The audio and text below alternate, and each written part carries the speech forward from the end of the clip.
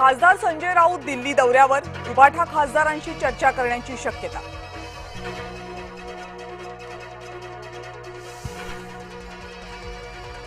पक्ष फोडण्यापेक्षा तुमची मुलं मोठी करा, शर्मिला ठाकरेंनी भाजपला सुनावले खडे बोल।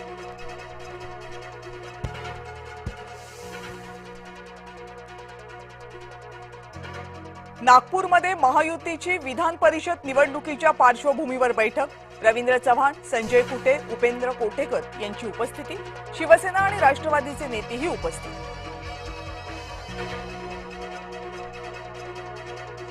पंतप्रधान पदासाठी राहुल गांधी यांना ठाकरेंची पसंती, मुंबईतल्या पत्रकार परिषदेत संजय राऊतांचं वक्तव्य।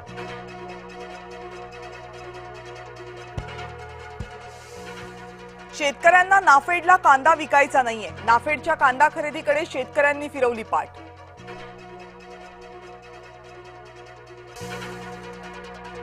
धरणातला पाणी साठा 31 ऑगस्ट पर्यंत राखीव, पावसानं ओढ दिल्यानं जलसंपदा मंत्र्यांचा निर्णय, उपलब्ध जलसाठा अत्यावश्यक गरजांसाठी वापरण्याचे आदेश।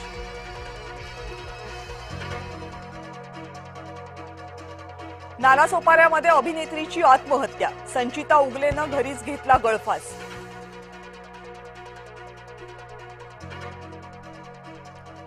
एकनाथ शिंदे आणि गणेश नाईकांमध्ये वाद वाढला, नवी मुंबईत मनपाच्या कार्यक्रमात शिंदेंचं नाव वगळलं, शिवसैनिक आक्रमक। नवी मुंबई भाजपमध्येही संघर्ष टोकाला, मंदा म्हात्रेंना धक्काबुक्की झाल्याचा दावा, नाईक आणि म्हात्रे यांच्यात संघर्ष टोकाला। ठाकरेंच्या खासदार फुटीची पुन्हा चर्चा, यवतमाळचे उबाठा खासदार संजय देशमुख मंत्री प्रताप जाधवांच्या भेटीला। नाशिक विधान परिषद निवडणुकीमध्ये भाजपाकडून व्हीप आदेश देताना महायुतीचे उमेदवार नरेंद्र दराडेही उपस्थित।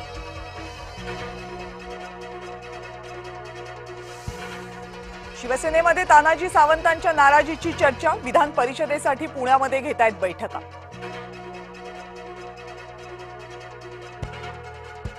नागपूरमधल्या भाजप नगरसेवकांना मतदानाचं प्रशिक्षण, मुंबईत बोलावून नागपूरच्या नगरसेवकांना भाजप शिक्षित करणार।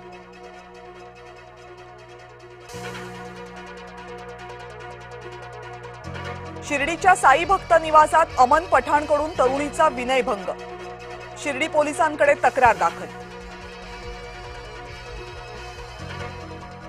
संतोष देशमुख यांच्या खटल्यामध्ये तारखांवर तारखा, संतोष देशमुख खून खटल्याची पुढची सुनावणी 17 जूनला।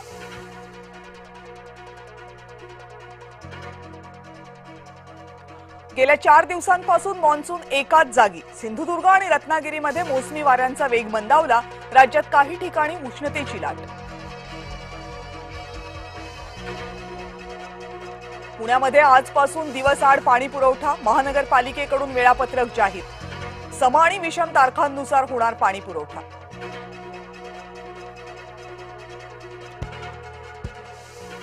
शाळेच्या पहिल्याच दिवशी पनवेलमध्ये मुख्यमंत्र्यांचा विद्यार्थ्यांशी संवाद, तर एकनाथ शिंदेंकडून ठाण्यामध्ये विद्यार्थ्यांचं स्वागत, मावळमधल्या जिल्हा परिषदेच्या शाळेला सुनेत्रा पवार यांची भेट।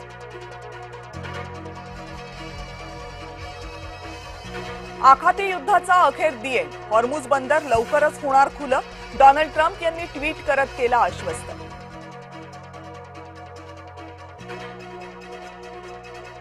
अमेरिका आणि इराणचं युद्ध थांबताच सोन्या चांदीच्या दरामध्ये वाढ, सोनं 2200 तर चांदी 4000 रुपयांनी वधारली, आगामी काळात मोठी भाववाढ होण्याचे संकेत।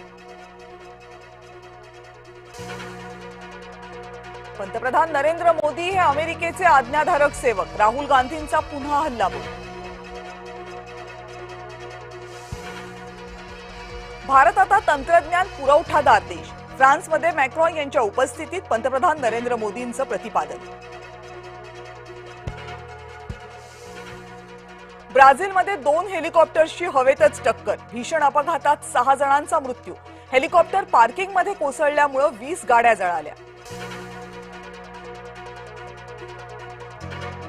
ऑस्ट्रेलियाची दमदार सलामी, तुर्कीवर 2-0 असा मिळवला विजय, गोलरक्षक पॅट्रिक बीचची दिसली चमक।